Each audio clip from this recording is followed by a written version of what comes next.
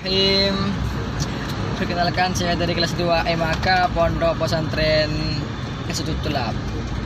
Di sini saya akan mewawancarai alumni dari Pondok Pesantren Institut Lab. Assalamualaikum warahmatullahi wabarakatuh. Perkenalkan, nama saya Ekrus, angkatan 2015 Pondok Pesantren Institut Lab.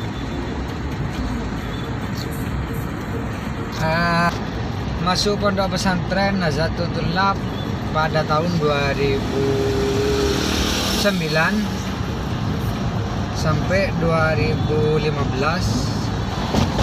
lanjut ke pendidikan S1 di Universitas Madura yang ada di Pamekasan dari 2015 sampai 2019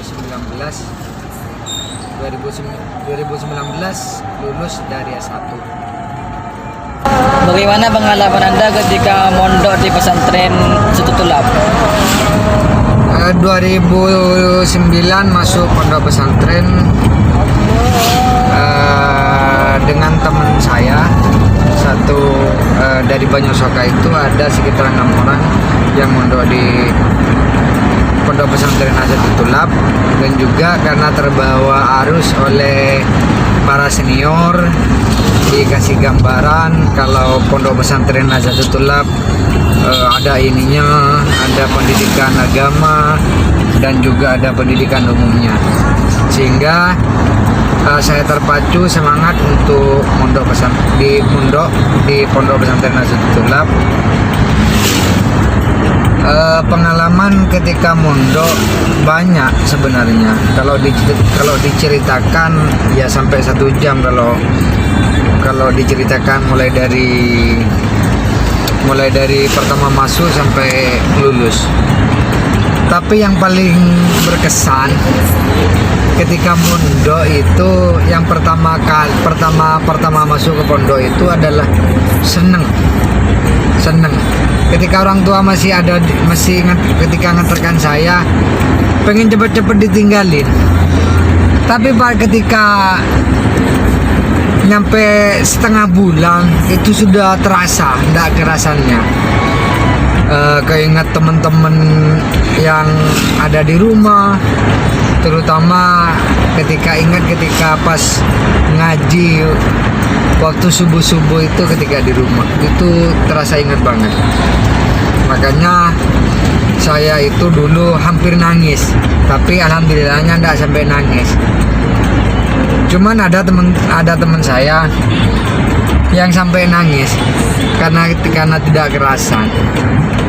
Cuman alhamdulillah saya mondok di pesantren Institut Lab itu sampai 4 tahun, mulai dari SMP sampai MAK kelas 2. Terus pindah keluar.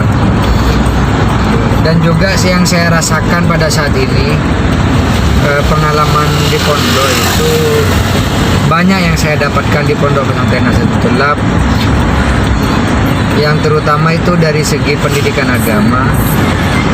Saya bisa membedakan antara yang baik dan yang buruk di masyarakat, dan juga apa yang seharusnya dilakukan di masyarakat dengan yang tidak harus dilakukan di masyarakat. Itu saya bisa membedakan dan bisa memfilter hal itu, terutama dan juga dari segi ilmu pendidikan umum. Karena di pondok pesantren itu tidak hanya bergerak di bidang agama, yang juga tidak kalah saingnya itu tentang pendidikan umumnya. Karena di Pondok Pesantren Institut Lab itu ada banyak. Yang pertama itu SLTP itu ada 3, MTS, SMP, dan SMP terpadu.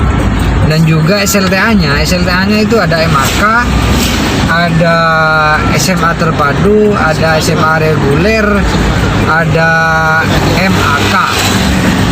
Itu kita bisa menyesuaikan apa yang kita kesenangi tentang ilmu pendidikan umum.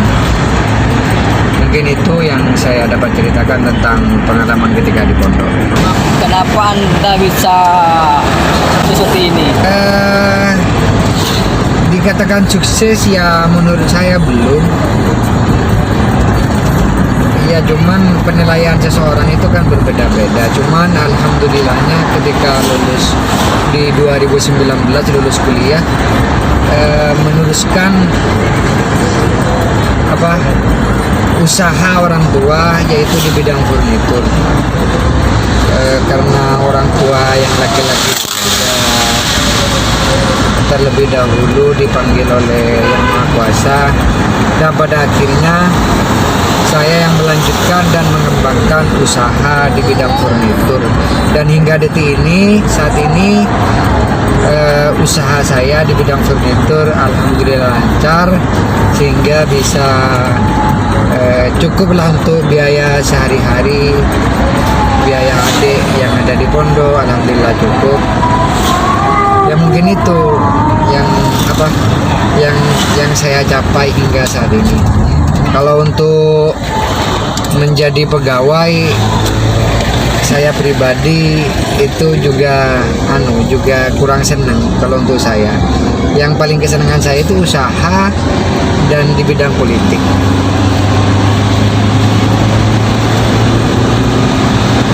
Jadi dulu. Selain punya usaha di bidang furnitur, juga saya menjadi operator di SDI Al Mansuriyah. Mungkin itu pencapaian atau pencapaian saya hingga saat ini di bidang pekerjaan, di bidang pendidikan dan lain semacamnya. Mungkin itu yang saya dapat ceritakan tentang pengalaman pondok hingga bekerja saat ini. Dari saya, Assalamualaikum warahmatullahi wabarakatuh. Terima kasih kepada Bapak Rus yang sudah menceritakan pengalaman di pondok pesantren Institut Tulab. Ya, oke, terima kasih. Assalamualaikum warahmatullahi wabarakatuh.